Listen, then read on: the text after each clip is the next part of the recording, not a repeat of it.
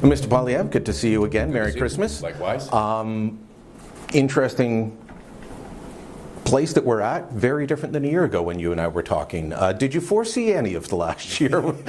I'm better at predicting the past than the future, but it has been a hell of a year. You're right about that. Right now, you're going through a moment in your party, a lot of speculation about floor crossing. There's been two. There's been a resignation. You look at the polling numbers. Your polling numbers are actually good. The party's doing well. You are on the number one issue of affordability. Are you finding it hard to break through as you deal with the drama of, is another person going to cross the floor? Or is Mark Carney going to get a majority? Are you able to break through? Well, I mean, we're breaking through with somebody because, as you said, we are at the highest, not only the highest of any party in some of the polls, but we're higher than we've been in 40 years, basically, since the 1980s. So somebody likes what I have to say, but it is frustrating that, obviously the liberal media doesn't want to talk about affordability and the cost of living, crime crisis, the continued out of control immigration. And so there's a distraction, and I think we need to focus on people's daily lives again. It'd be nice if when people turned on the news they could talk about how we're going to make it possible for them to afford groceries, which are going through the roof, or how our young people are actually going to be able to afford homes, rather than political and parliamentary intrigue. Well, I do want to talk about those, but let's stick with the distraction for a moment. We'll spend more time on the meat, but let's stick with the appetizer. What are you doing to manage your caucus, to reach out, to make sure that there isn't another Michael Ma or Chris D'Entremont that is going to say, you know what, the pool looks better over there, it looks warm, I'll jump in? Well, we have to unite around issues. That's the best way to go forward. And our biggest issue is affordability, because our MPs are going to go back to their ridings over the Christmas break and find that their constituents can't afford groceries. They're going to have, a lot of folks will struggle to put dinner on the Christmas dinner on the table, with grocery prices expected to be up another $1,000 a year for the family of four in Canada. That will be the biggest issue. So we need to remind all of our MPs, and actually they don't really need to be reminded, they already know it, that the reason that the Canadians sent us here was to fight for an affordable life, affordable food, affordable homes, affordable fuel. And that's the unifying issue that keeps us together. Okay, but there is a question about if Mark Carney gets a majority, do you stay on as leader? You've got the leadership review coming up. I mean, most people are saying, oh yeah, you'll pass that with flying colors, but if another MP or two bolts... it comes down to a very simple question, Brian. Who runs the party? Backroom deal makers, or the welders and waitresses and plumbers and police officers, the soldiers, the small business people who are actually going to be delegates at the convention? They decide who the leader is. I get all that. They will decide when they vote. And I'm going to, my message to them will be that, we got a record number of votes in the last election. We've led the debate on carbon taxes, inflation, housing costs, crime, natural resources, drugs, and more. And we will win the next election to deliver for them. I get all of that, but would you feel any personal responsibility if after losing the election and then Mark Carney getting the majority because some of your MPs cross over? Well, it would be a disaster for the country, and obviously I wouldn't be happy about that. But that said, the Prime Minister would be seeking an illegitimate mandate that Canadians did not vote for. They didn't vote for him to have a majority where he can impose new taxes and massive deficit spending. They didn't vote for him to keep the soft on crime laws in place that he has maintained. They didn't vote for any of that. So the Canadian people should decide who governs and whether it's a minority or a costly majority. And I hope that he respects the fact that they rejected a majority Liberal government last election. I'm starting to worry as I talk to people about potential impact on national unity if that happens. And I know politicians hate to talk about hypotheticals, but I hear it from my readers, my viewers out west. Well, this will just make me vote for separation. Well, look, it's amazing, isn't it? You were around 10 years ago, and there was no separation movement in Alberta, the Bloc Québécois and the PQ were dead in Quebec, dead as doorknobs. No one was talking about separation. After 10 years of the Liberal government, destroying the economy, driving up the cost of living, depriving youth of home ownership, attacking our natural resource sector, centralizing power in Ottawa. We have strong and vibrant, unfortunately, separatist movements in both the West and Quebec, and the people are more divided than ever before. So I see it as one of my missions to reunite the country around the promise that we all used to enjoy, which is that anybody from anywhere in their country can work hard and get a good life. And that's the message I brought to Quebecers just yesterday. I was there and I said to young Quebecers, with whom I'm leading, by the way, in the polls, and who are saying the same thing as young Albertans, which is that they feel like they've lost hope in the country. I need to be the leader of hope to unite the country and keep us together and moving forward. Are you more worried about separatism in Quebec right now or in Saskatchewan and Alberta? Because everyone talks about Alberta. You look at the polling and it's more popular in Saskatchewan. So I'm worried about all of it. We should be worried about all of it. And look, I don't agree with separation, but think of what the government of Canada, the government has said for the last 10 years to our youth. You can't afford a home, you can't afford food, you might not even be able to find a job. Oh, and by the way, the government says we're a post-national state with no common identity. And so what binds it all together? And unfortunately, when the government says that to our youth long enough, eventually they believe it. And so I have to go with a counter message to those same youth and say, one, you don't have to live like this. We can once again be a country where you can achieve anything through your ambition and hard work. And two, we do have a national identity based on our common history and our common heritage. We should be proud of where we are and where we come from. And that is both a hopeful message, but also a unifying one. National polls, you're either tied or close with the Liberals. When I look, most of them, it's margin of error stuff. So one had us ahead yesterday, and had me ahead of Carney personally. I haven't seen that one, but I did see the Abacus one that have you tied as parties nationally, but also that showed that the number one issue for voters by far was cost of living. 67% say the cost of living is worse than I remember at any point in my life. 62% say it's the most important issue for the government to deal with. 22 points ahead of healthcare, which is number two at 40%. You've been hammering home on this. What practically can be done, though, to deal with it? Inflation, core inflation, if you just look at 2.2%, that's manageable, that's okay. Food inflation in November was up 4.7%. Groceries cost 27% more than they did 5 years ago. What can the government actually do? What are you proposing that they do to deal with this? Because when Abacus digs deeper, groceries is the number one issue. Absolutely. Well, the question isn't what the government should do, it's what it should stop doing.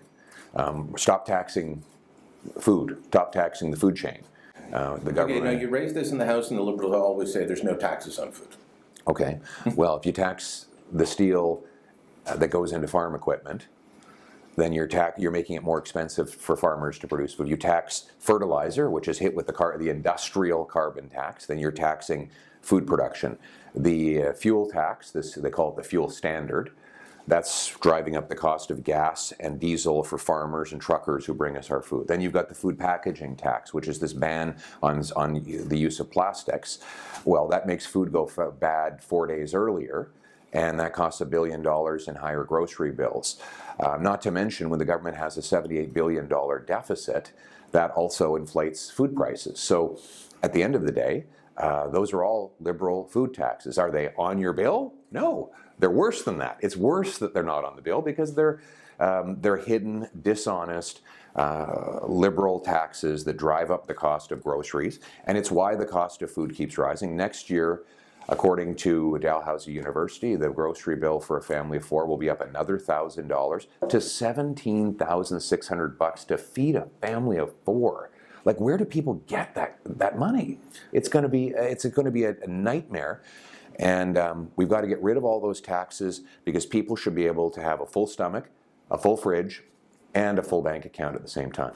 Now, coffee, I don't know about you, but coffee is a staple for me. Yeah, it's up like 30% or Yeah, something. Like that. 29 point something. Yeah. So yeah, 30, close enough. Crazy. Now, part of that is for a while we had a counter. Well, I mean, the Americans weren't tariffing coffee from us. We don't sell them any, but we had a tariff on coffee coming in from the States, where most of it comes from. And where does the United States gets most of its coffee from? Brazil. So they had a tariff on Brazilian coffee. We had a tariff once it came in from Brazil to the U.S. and into Canada. So at least they've gotten rid of that. But beef's up 17%. Lettuce, I think, is up 30%. Now people are moving to chicken and pork because they're Chicken's cheaper. up too. And now those are going up. So, some of those aren't government policy. Some of it's like, with the beef producers, there was a drought and a bunch of farmers cut out. So how does the government incentivize more beef production or? Well, look, there's a number of things on agriculture that are smaller. Like, for example, they have massive regulations that prevent our farmers from protecting their crops from pests like gophers. And that might seem like a small thing. I can tell you, in my riding of Battle River Crowfoot, gophers are chewing up $10,000 of one farmer's crop because he can't use rodenticide, and that 10 grand is going to get passed on. And then it also gets passed on in the cost of producing the barley to feed the cows. So carbon taxes and the new fuel tax is going to drive up the cost of farming because you got to diesel up your truck and your tractor. All of that stuff makes food more expensive. And I also get frustrated with all these excuses governments make. Say, oh, okay, well, if you just look at beef, it's because of a cattle shortage this year. Or coffee, it's just because of something that happened in Brazil. Everything in the food basket is up. And it's been going up year after year after year as these excuses come and go. And as they go, like, remember, their excuse was COVID. Well, COVID's gone now, so why didn't food prices drop back down after it supposedly caused the inflation? Because if COVID wasn't the culprit, it was government spending, government taxes, government inflation, and that's what we have to address. Well, Canada and Japan are the two countries where food inflation is detached from core inflation. Everyone else, it goes at about the same rate. Right. And us in Japan, we make a lot of food. Japan imports a lot. Exactly. So that's a bad thing. Look, everything should be dirt cheap in Canada, Brian, because we have the most dirt. We have the most dirt to grow food on, the most dirt to build houses on, the most dirt to dig resources from. So, and I don't mean that to be glib. It is genuinely true. It should be cheap to buy a house, for example, in Canada, because we have space. If we're in Singapore or Hong Kong and you said, well, there's just nowhere to put houses, I would say, you know what, you got a fair point. I'm not going to blame the government on that one. But we have the second biggest landmass, and much of the land is right next to big cities where the housing could go. The same for food. And of course, our resources should be meaning that we have the cheapest energy and the most powerful dollar around to buy stuff. So we have no excuses. But the good news is, because we have all those things, we can be the most affordable country in the world. Immigration is an issue in a way that I never thought it would be. Yeah. When you were part of the Harper government, I would sometimes hear people say, oh, the immigration levels are too high. We're bringing in too many people. That was at 250,000 people. Stats Canada's just come out and said, well, our population dropped by 76,000 due to, non-permanent residents leaving. Okay, but we've gone up 9% in just a few years. 9% population growth, all driven by immigration. The Carney Liberals have said, okay, well, the Trudeau guys got it wrong. They were headed to 500,000. We'll stop at like 395,000. Is that still too high for permanent residents? And then you add on foreign students, temporary foreign workers, an asylum system that has a 300,000 person backlog. Is that still too high? I think the numbers are still too high. We have to have more visitors leaving than we have new people arriving for an extended period of time, so that our housing, healthcare, and job market can catch up with the astronomical growth in our population. We also need better vetting. Like we've said, it's not just the numbers, but it's the fact that the Liberal government doesn't actually do criminal background checks in the country of origin. They say, well, we checked if they have a criminal record in Canada. Well, if the guy's never been to Canada, obviously he's not going to have a criminal record here. It's in the country of origin that we need to know. And so we're letting in criminals. And then when they get convicted of new crimes in Canada, we're not even kicking them out, because the judges are allowed to downgrade their sentences and let to below the 6-month threshold for a deportation. So our shadow minister of immigration has a bill, says if you commit a crime while you're here, you don't get a sentencing discount to stay in Canada. You get your full sentence and then you get kicked out of the country, because we don't need criminals in our country. We also don't want people, these false refugee claims. Simple rule we want to put in place. You have to claim refugee status within the first month you arrive. You can't stay here for 2 years, and then when you become ineligible or you're being deported for a crime, like a bunch of extortionists who came out last week in the news, you can't then say, oh, I'm a refugee. Keep me around for another 4 years while I do appeals at the taxpayer's expense. You have to declare, if you're a real refugee, claim when you set foot on Canadian soil. These things would clean up the system and get our population under control like it was before the Liberals. I'm betting that you've heard a lot from voters about that sentencing discount. I know Michelle Rempel-Garner, your shadow minister, has been doing great work on that. I talked to a couple of judges, and they said the initial ruling, the initial reason for having that was that you shouldn't punish someone more because of their immigration status. And now it's been twisted into, well, you know, if we sentence you like we should, you'll get kicked out. So we're going to give you a lesser sentence. Does that show that we need better judicial appointments? Well, any judge that would say that an immigrant, that someone who's, it's actually not really an immigrant, it's a visitor, that a visitor should not face the full brunt of the law for committing a crime, because that would mean they get deported, has got it backwards. In fact, the truth is we want to deport visiting criminals. Yeah. Like if you come to our country as a visitor and commit a crime, you should be kicked out of the country. I don't even know why why this has to be a topic of conversation. It's so obvious, but nevertheless, that's the common sense we want to reinstate in our judicial appointments and in our laws. The Liberals say that they're getting tough on crime, that they're bringing in bail reform. I know that you've called that, was the term you used the other day, counterfeit conservatism.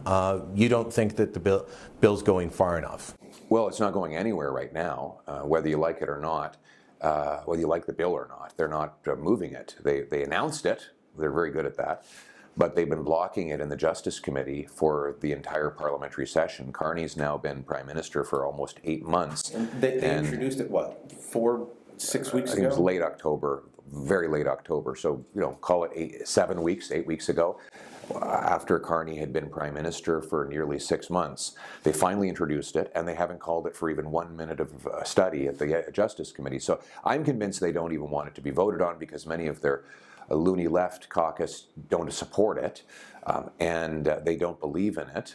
They were the ones who liberalized bail in the first place, and so why would we trust that they really want to reverse themselves on it in the future? They want to get the kudos, because obviously our approach to bail is very popular, but they don't actually want to do it. And that's why I call it counterfeit. They're ripping off the policy talking points, but not the policy implementation. But on bail, even Democrats in the States, like New York Governor Kathy Hochul, they went down the same road. It's like they all subscribed to the same, leftist magazine or something and said, hey, here's a good idea. Let's go down this crazy road on bail. She got rid of this 2 years ago because they were having the same disastrous results.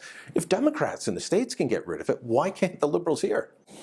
Look, the Liberal caucus is filled with very radical, soft on crime, catch and release people. They are the ones that brought in catch and release bail. Like the Justice Minister today, Sean Fraser, was in the House of Commons voting for the catch and release law, C-75, under Trudeau. Most of the cabinet was part of the Trudeau government. The present day cabinet was part of the Trudeau government that gave us catch and release. They believe in that. It's core to who they are. Now they're playing pretend, and they're counterfeiting our talking points because they know that Canadians side with us on this, but they're not serious about it, and that's why crime is getting worse. If you want to lock up criminals and bring safety to our streets, you need a conservative government. You've mentioned the loony left inside the Liberal Party a couple of times. Under Justin Trudeau, they were trying to do a friendly takeover of the NDP, almost succeeded. And so you've got policies like the EV mandate. It's on pause. It's on pause. It's not going to come in on January 1st, where we have to have 20% of our cars be electric. But the simple fact is, they haven't gotten rid of it. And my sources are telling me they're going to bring it in the new year. They're going to say, yes, we're keeping it. We'll just delay it a little bit.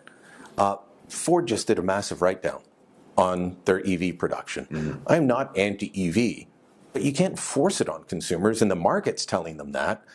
Do you think that they're going to keep this EV mandate and just try and soft sell it to us in the new year?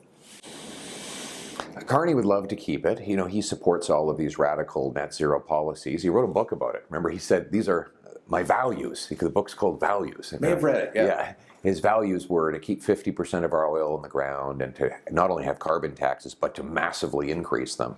But now he expects us to believe that he's thrown away his values on these sorts of things. I don't believe that he's changed his mind. I think he's changed his tune.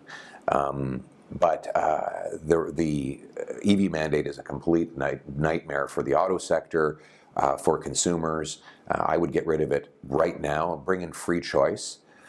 By the way, the other problem with the EV mandate is that a lot of the automakers are being forced to buy credits because they can't produce enough EVs in Canada to meet the mandate. The only way around that is to pay a tax or buy a credit from a foreign, probably American, electric maker. Call it Tesla. A Tesla tax. And Tesla's ironically, doing very well from this.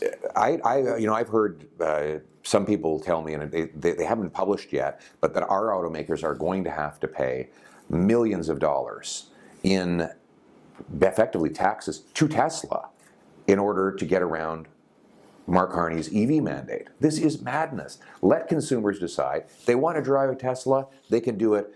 But if they want to drive an old-fashioned gas and diesel-powered vehicle like I do, like I've always believed in, then let them do that too. We've got the Alberta MOU. There was one with New Brunswick. Earlier today, Doug Ford was in Ottawa signing an agreement with Mark Carney for one review process, one environmental review process, which, correct me if I'm wrong, that was the law up until 2015. When you were part of the Harper government, you guys did that. The Liberals said no. I don't want to, we'll get into the Alberta MOU in a moment, but this idea that the Prime Minister has to go around and sign these deals, I mean, isn't this just how the country should be working? Like, why are to me, especially the Ontario and the New Brunswick ones, it feels like it's just optics. Well, it is. It's ironic. It's all he has to do is get out of the way. So, as you say, he goes to Ontario and says, well, I'll sign a deal to remove the duplicative regulations that the Liberal government has imposed. Well, why not just get rid of those duplicative regulations? If you admit, as he does, that they're not necessary to protect the environment, hence the MOU, why not just get rid of them for all the provinces? Let provincial governments protect the environment, which is their duty for projects that are within the boundaries of one province. Likewise with Alberta, why not just get rid of the devastating Liberal regulations and let the industry thrive, rather than doing one-off agreements to get around those rules? We all agree that the problem in Canada with resources is that we have this wall of red tape and regulations blocking us from our resources. Carney's solution to too much bureaucracy is to create even more bureaucracy with a new agency that goes around old agencies, with new rules that go around old rules. Why not just get rid of the obstacle in the first place, get out of the way, and let us produce our resources? Let me ask you about the Alberta MOU. You guys came out pretty hard against it. Premier Smith says she likes it. Do you give her some credit for getting... Give her plenty of credit. To be clear, what we're against, I'll tell you what we're for and what we're against. Okay. We're against the industrial carbon tax that the federal government is imposing on Albertans. Which is why it wasn't in your motion. That's right. We didn't want to move a motion supporting a tax that drives up the cost of building homes and producing food and hurts our industry at the same time. So we're against that. We're in favor of getting rid of the liberal production cap, the liberal electricity regulations. That's a good thing. And on the pipeline, obviously we want a pipeline. We just don't believe that Mark Carney is sincere in his reversal on that. He opposed the original Northern Gateway pipeline, as did his party, which killed it. And he can't even, and he has simultaneous right now Liberal MPs who tweet out their opposition to the construction of a pipeline to the Pacific and basically tell their voters the pipeline will never happen. So we wanted Mr. Carney to start speaking out of one side of his mouth and say, do you support approving a pipeline to the Pacific? We'll put it in a motion, vote on it in the House of Commons. He voted against the pipeline because that's where he really stands. Premier Smith the other day was saying, well, there's another way we could do it, and that would be the nutrient route. And so you would go down to the U.S. Pacific Northwest coast. How concerned are you about Canadian companies just deciding, because there is still so much uncertainty, Nutrien, $1 billion U.S. Investment in an American port, TC Energy, $8 billion going into cap expense in the U.S. this year. Enbridge also putting most of that in there. You've got the auto parts plants in Ontario buying up American production facilities and companies because, well, they need the certainty. How much does that concern you that Canadian companies and Canadian governments, in the case of Premier Smith, are saying maybe the safest route is to build our business in the U.S.? I think it's terrible, and I don't begrudge the Premier for looking for other ways, but isn't it sad that it would be easier for us to get Alberta oil to the Pacific by going through the U.S. rather than going through our own country? I don't know about you, but I find that really sad. Why not allow all of the northern British Columbia communities to benefit from the enormous job creation that would be involved in laying a pipe from Hardisty to Prince Rupert or Kitimat? Why not allow Canadian steel to go into that pipe? It'll be American steel if it's built in the U.S. because the tariff would make it impossible for it to be a Canadian steel-based project. So again, I don't blame Danielle for that. I think she's just trying to do anything she can to get our resource to market. I blame Mark Carney and the Liberals for blocking a Canadian pipeline. And more broadly, we should make this the best place in the world to invest. I want to get rid of the capital gains tax for anyone who reinvests in Canada. This was one of your ideas in the last election. Yeah. So expand on that a little bit. Well, cap gains tax is what you pay every time you sell one investment to buy another. So a lot of people don't sell their investments even when they want to. They want to get hit with a tax bill. And worse still, many that invest abroad don't want to bring it back because as soon as they do, they get a tax hike. So I'm saying, look, if you sell an investment anywhere in the world, you bring it to Canada, zero capital gains tax. If you invest. If you invest in Canada. You have to invest in a pipeline, a mine, a factory, a business, a startup, home building, all of that stuff. And in so doing, you create a boom. It'll be like a rocket fuel for our economy. Bring back that $500 billion of investment the Liberals have sent south. And, the government will get its pound of salt one day anyway. If you reinvest and grow all that capital and decide you're going to finally sell it all and have a vacation, well, you'll then be able to get to pay your tax at that point. And they'll also make money off taxes on profitable businesses. That's right, and the wages of the workers and all that. Last election, Mark Carney's message was, vote for me, I'm the guy that can stand up to Trump. He said you would kneel to Trump, by the way, and that he was elbows up. I haven't seen evidence of elbows or knees or any joints, really. He said in an interview recently that Canada is in a better position than we were a year ago with the United States. What's your reaction to that? I just look at the numbers. He hasn't been able to get the president to reduce a single tariff. Since Carney became prime minister, American tariffs on aluminum, steel, and autos are double. The Americans put out their list of concerns. Yesterday, it included that we're not living up to our already negotiated framework around dairy in CUSMA. They're concerned about the Online Streaming Act, the Online News Act. they say Alberta's not treating Montana's electrical system fairly. Okay. So they've got their list of irritants out there. How would you handle negotiating with Donald Trump on these issues differently than Mark Carney has? We have to leverage our strengths.